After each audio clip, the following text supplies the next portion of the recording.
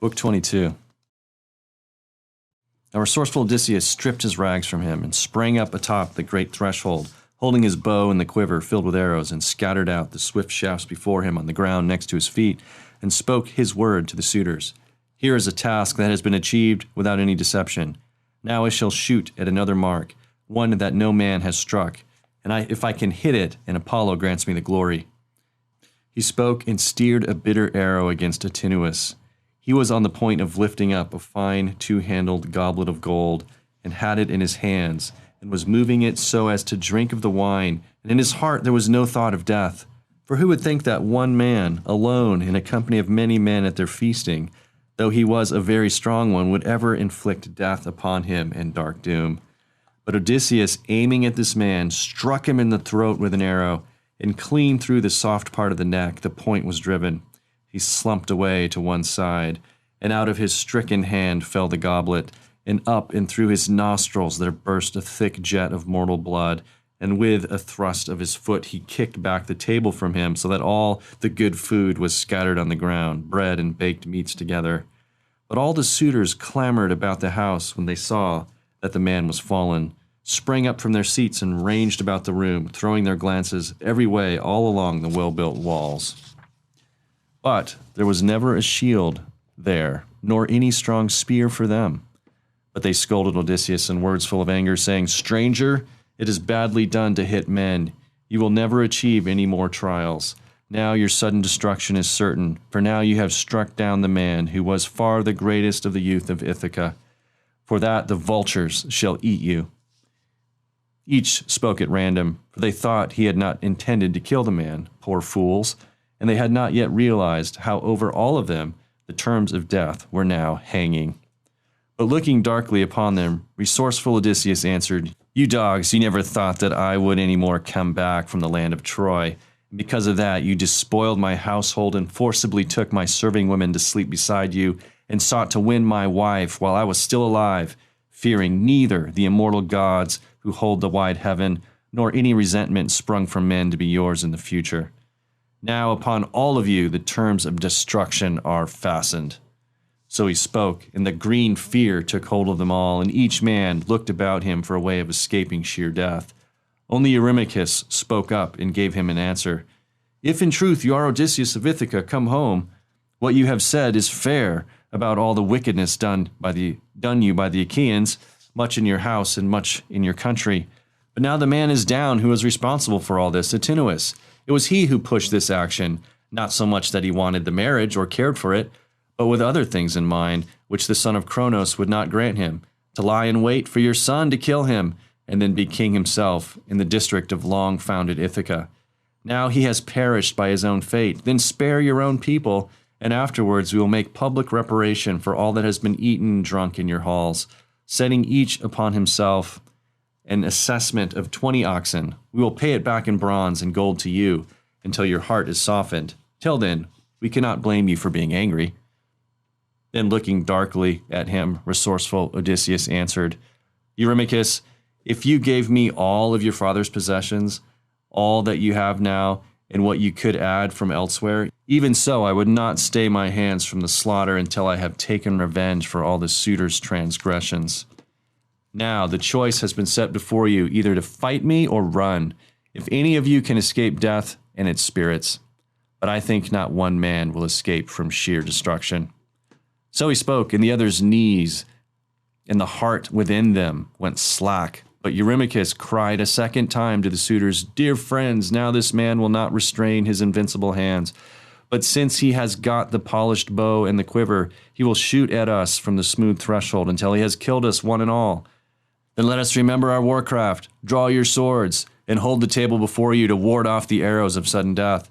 Let us all make a rush against him together, and try to push him back from the doors and the threshold, and go through the town. So the hue and cry could be most quickly raised, and perhaps this man will now have shot for the last time." So he spoke aloud, and drew from his side the sharp sword, brazen and edged on either side, and made a rush at him, crying his terrible cry. At the same time, noble Odysseus shot an arrow and struck him in the chest by the nipple, and the speeding arrow fixed in his liver, and his sword tumbled out of his hand on the floor, as he, sprawling over the table, doubled and fell, and on the floor the good food was scattered in the two-handled goblet. He struck the ground with his forehead in a paroxysm of pain, and kicking with both feet, rattled the chair, and over his eyes the death mist drifted.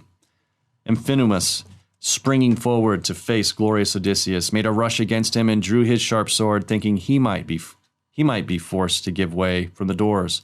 But now Telemachus was too quick, with a cast of the brazen spear from behind him between the shoulders, and drove it through to the chest beyond it. He fell thunderously and took the earth full on his forehead.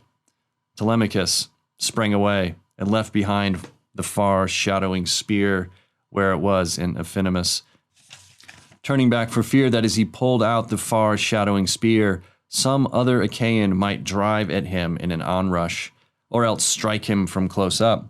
He went on to run, and very soon he reached his dear father, and stood there close beside him, and addressed him in winged words. "Father, now I will go and bring you a shield, and 2 spears, and a helmet, all of bronze, fitting close to your temples. I too will go and put on armor, and give the swineherd and oxherd more to wear. It's better for us to be armored." Then, in turn, resourceful Odysseus spoke to him in answer, "Run and fetch them, while I have arrows still to defend me, or else, while I am alone, they might force me from the doorway."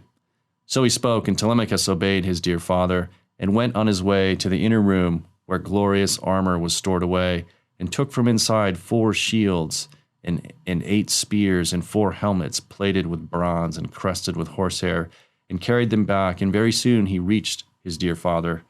He was the first of all to put the bronze armor upon him, and in the same way the 2 serving men put on their magnificent arms and stood beside the wise, resourceful Odysseus.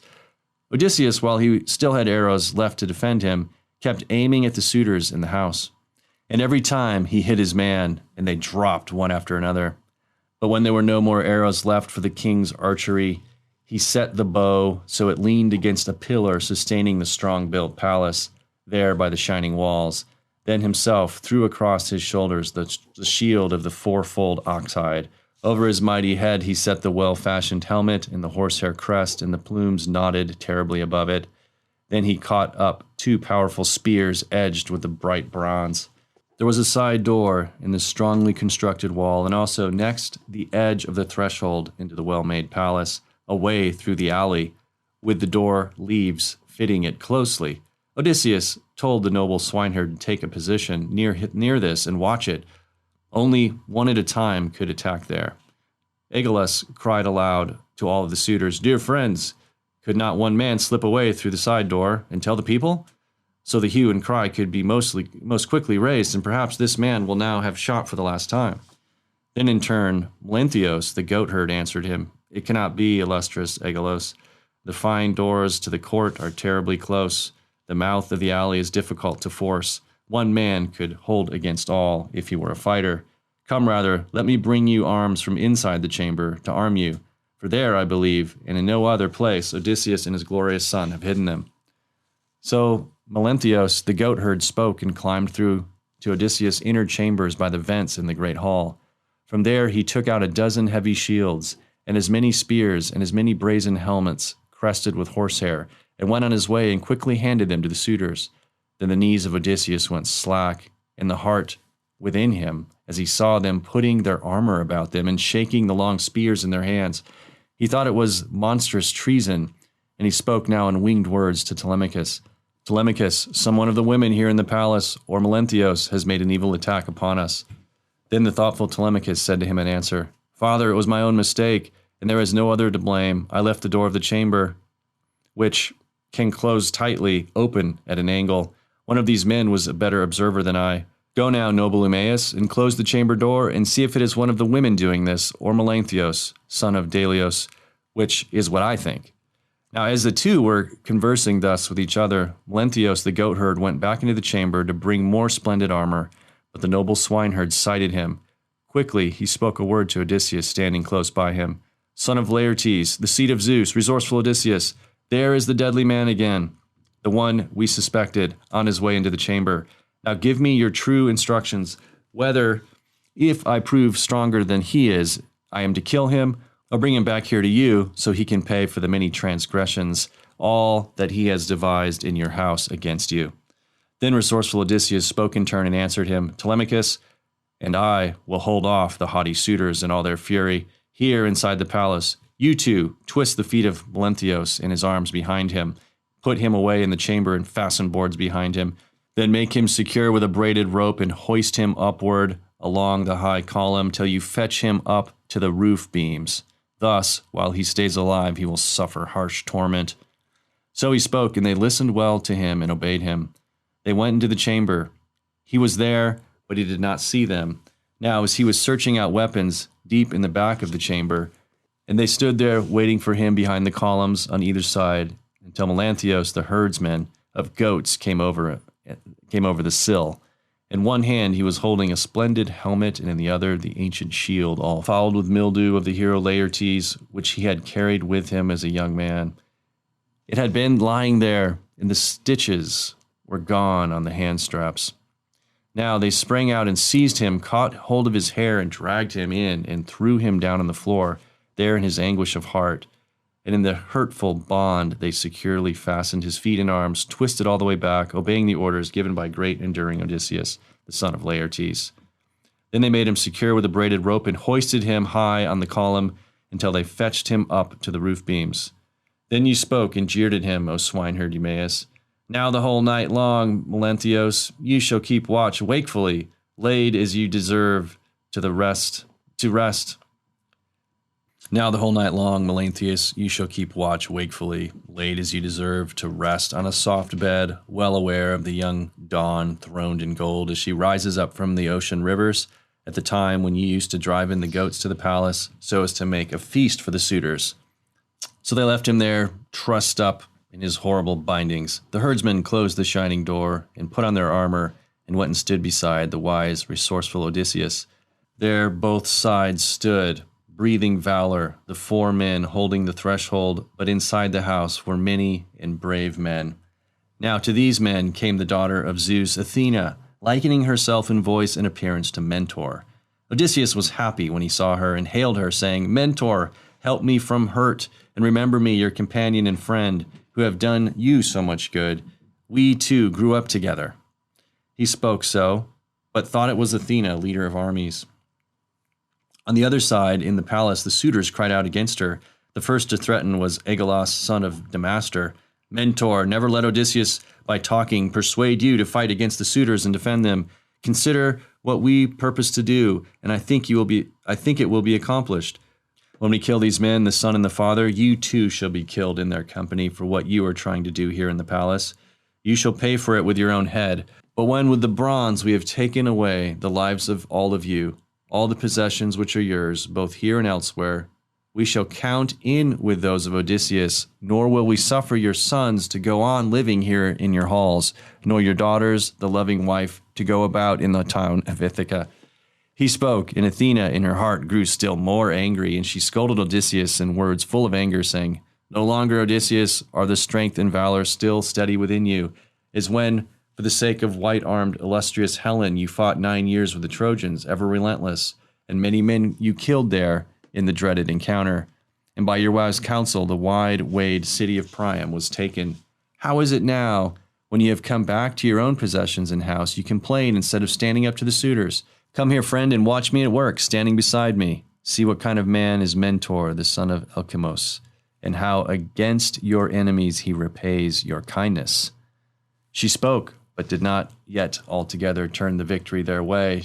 She still was putting to proof the strength and courage alike of Odysseus and his glorious son, and she now likened herself to a swallow in their sight, shot up high aloft and perched on a beam of the smoky palace. Now Aegolas, son of Damastor, urged on the suitors with Demoptolemus, Amphimedon, and Pysandros, the son of Polyctor, Euronymos, the wise Polybos. For these in warcraft were by far the best of the suitors, who were still alive and fighting for their lives, but others had already fallen before the bow and the showering arrows. To these Aegolas spoke, directing all words to them. "Dear friends, now this man will have to stay his invincible hand, since Mentor, after doing some empty boasting, has gone, and these are left alone in the front doorway. Now, do not all of you throw your spears at the same time at him, but let us 6 throw first with our spears, and it may be Zeus will grant that we strike Odysseus and win the glory. We care nothing about the others once this man has fallen." So he spoke, and all 6 aimed their spears as he told them, and threw. But Athena made vain all their casts, so that one man threw his spear against the pillar sustaining the strong-built palace, another into the door, close-fitted. One ash spear, heavy with bronze, was driven into the side wall. But then, after they had avoided the spears of the suitors, much enduring great Odysseus began speaking to them. "Dear friends, now I would say it was time for our own turn to throw our spears in the midst of the suitors, furious as they are to kill us, and add to former evils committed." So he spoke, and they all aimed their sharp spears and threw them straight ahead. Demoptolemus was killed by Odysseus, Eurydice by Telemachus, Elatos by the swineherd, Pysandros by Philiotos, the herdman of the oxen. But when all these had fallen and bit with their teeth the great earth, the suitors drew away into the corner of the palace, and the others rushed and plucked their spears from the fallen bodies. Once again the suitors aimed at them with their sharp spears and threw, but Athena made vain most of their casts, so that one man threw his spear against the pillar sustaining the strong-built palace, another into the door, close-fitted. One ash spear, heavy with bronze, was driven into the side wall. But Ephemedon struck Telemachus on the wrist with a glancing blow, and the bronze ripped the outermost skin. And also Ctesippus with his long spear hit Eumaeus over the shield and scratched his shoulder, but the spear flew over and landed void. Then the company of wise, devious devising Odysseus threw their spears into the mass of the suitors. This time Odysseus, stormer of cities, struck down Eurydamus. Telemachus hit Amphimedon, the swineherd Polybus. Then Philotiois, herdsman of oxen, struck Ctesippus full on the chest and spoke a word of vaunting over him. "O son of Polytherses, lover of mockery, never speak aloud, and all at random in your recklessness. Rather leave all speech to the gods, since they are far stronger than you are. Here is your guest gift in exchange for that hoof you formerly gave to godlike Odysseus as he went about through the palace." So spoke the herdsman of horn-curved oxen. But now Odysseus stabbed Egalas, son of Damastor, from close with the long spear, while Telemachus stabbed Lycrytos, son of Euenor, in the midmost belly with the spear and drove the bronze. Clean through. He fell then headlong and took the earth full on his forehead. And now Athena waved the aegis that blights humanity from high aloft on the roof, and all their wits were bewildered, and they stampeded about the hall like a herd of cattle set upon and driven wild by the darting horsefly in the spring season, at the time when the days grow longer. But the other men, who were like hook-clawed, beak-bent vultures descending from the mountains to pounce upon these lesser birds, and these on the plain, shrinking away from the clouds, speed off, but the vultures plunge on them and destroy them, nor is there any defense nor any escape, and men are glad for the hunting. So these men, sweeping about the palace, struck down the suitors, one man after another. The floor was smoking with blood, and the horrible cries rose up as their heads were broken. Leodes rushed in and caught the knees of Odysseus and spoke to him in winged words and supplication. "I'm at your knees, Odysseus, respect me, have mercy, for I claim that never in your halls did I say or do anything wrong to any one of the women, but always was trying to stop any one of the other suitors who acted in that way. But they would not listen to me and keep their hands off evil. So by their own recklessness they have found a shameful death. But I was their diviner, and I did nothing. But I must fall, since there is no gratitude for past favors." Then looking darkly at him, resourceful Odysseus spoke. "If you claim to be the diviner among these people, many a time you must have prayed in my palace, asking that the completion of my sweet homecoming be far off from me, that my dear wife would go off with you and bear you children, so you cannot escape from sorry destruction." So he spoke, and in his heavy hand caught up a sword that was lying there on the ground, where Egalas had dropped it, and when he was killed. With this he cut through the neck at the middle, and the head of Leodes dropped in the dust while he was still speaking.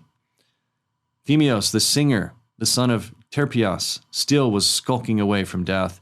He had been singing among the suitors under compulsion, and stood with the clear-toned lyre in his hand by the side door, and his heart was pondering one of two courses, either to slip out of the hall to the altar of the mighty Zeus of the court, and crouch at the structure where once Odysseus and Laertes had burned up the thighs of many oxen, or rush up and make entreaty at the knees of Odysseus.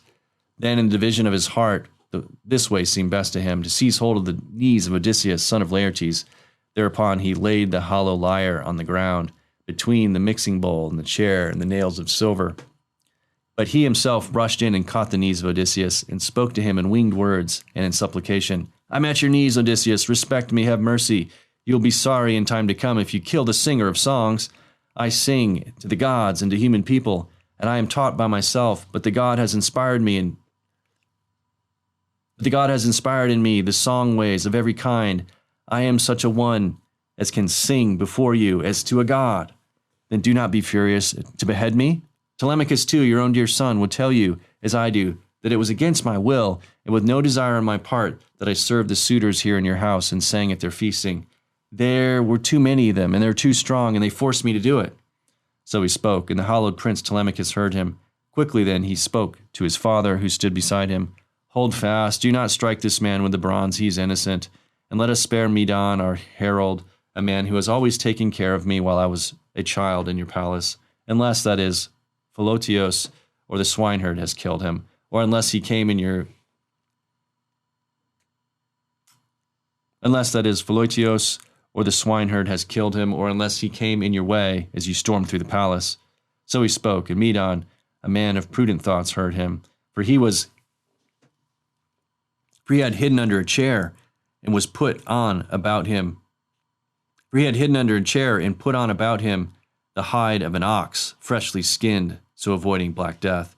He came out quickly from under the chair and took off the ox hide, and then he rushed in and caught hold of the knees of Telemachus and spoke to him in winged words and in supplication. Here I am, dear friend, hold fast and speak to your father before, since he is so strong, he destroys me with the tearing bronze in anger over the suitors who kept ruining his goods and in his palace, and like fools paid him.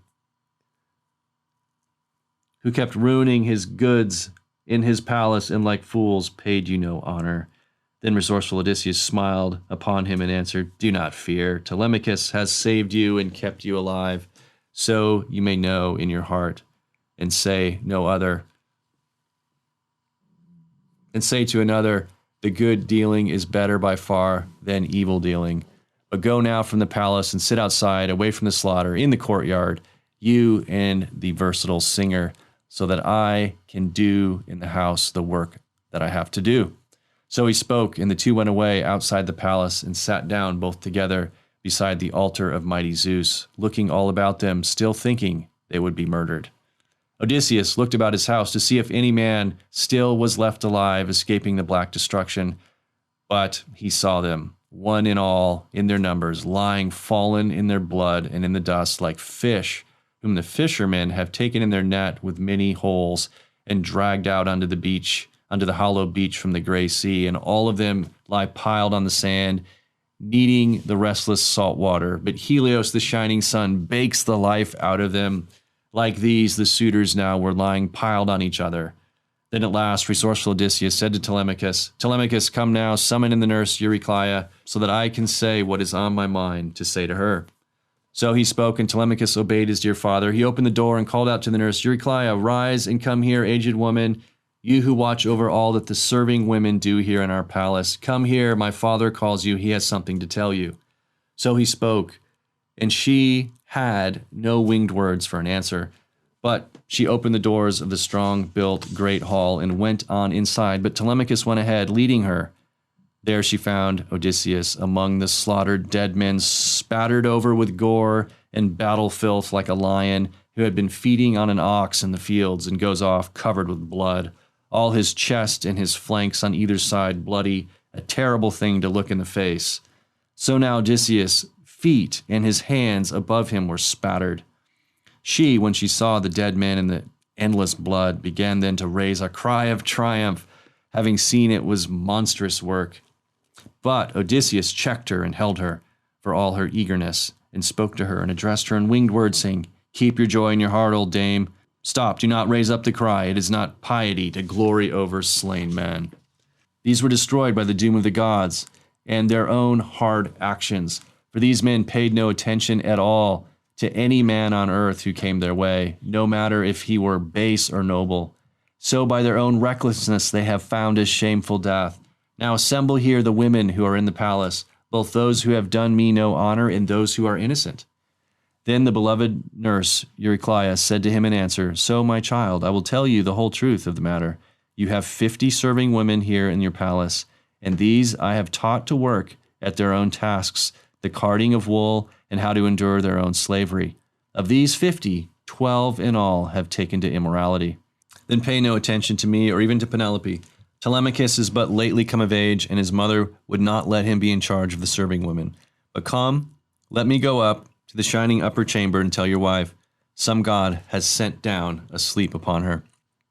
Then resourceful Odysseus in turn answered her, "Do not waken her yet, but tell those women who have been shameful in their devisings to come here in my presence." So he spoke, and the old woman went through the palace, bringing the message to the women and urging them onward. But Odysseus, calling Telemachus and the oxherd and the swineherd to him, spoke to them in winged words, saying, Begin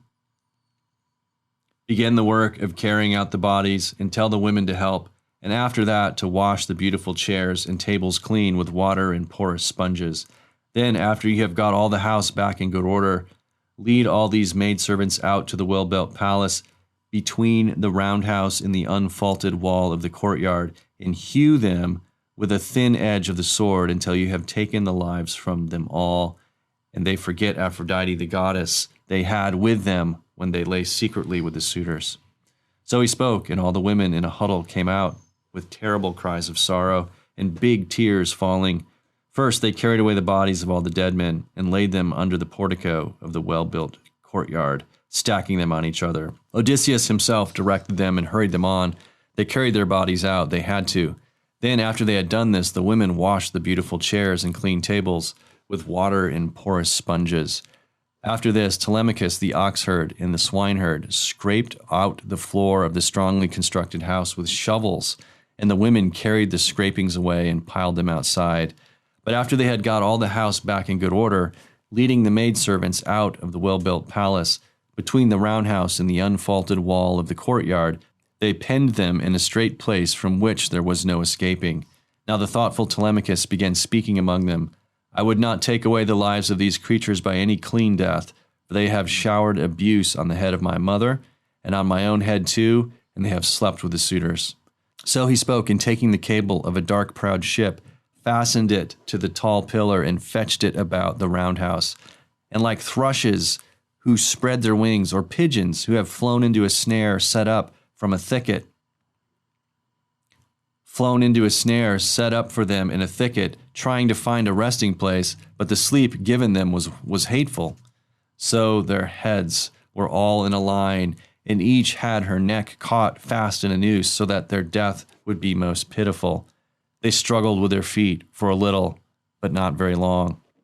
They took Melanthios along the porch of the courtyard, and they cut off with pitiless bronze his nose and his ears, tore off his private parts, and gave them to the dogs to feed on raw, and lopped off his hands and feet in a fury of anger.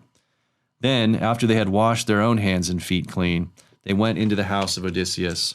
Their work was ended, but Odysseus said to the beloved nurse Eurycleia, "Bring me brimstone, old dame, the cure of evils, and bring me fire so I can sulfur the hall, and tell Penelope to come here now, together with her attendant women, and tell all the servant maids to come here to the palace."